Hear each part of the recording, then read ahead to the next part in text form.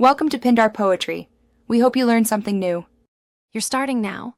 Open Settings on your phone and go straight to Keyboard or System, right arrow Languages, and Input. Tap Virtual Keyboards or Keyboard Settings, then choose Add Keyboard and pick Emoji. On iPhone, use Settings, right arrow General, right arrow Keyboard, right arrow Keyboards, right arrow Add New Keyboard, right arrow Emoji.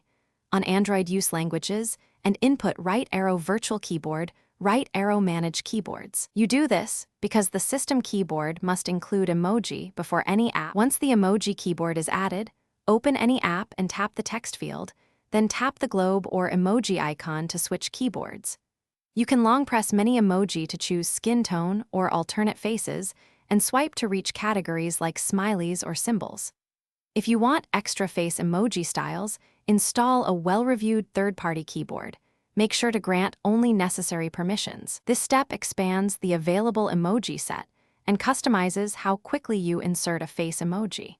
To finish, open the emoji keyboard and tap any face to insert it. Use the Recent or Favorites row for repeated faces.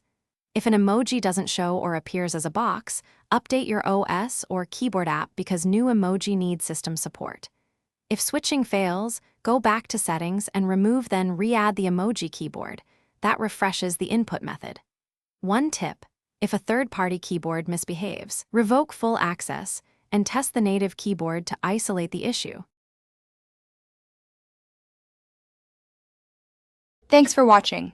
Consider subscribing if we helped you.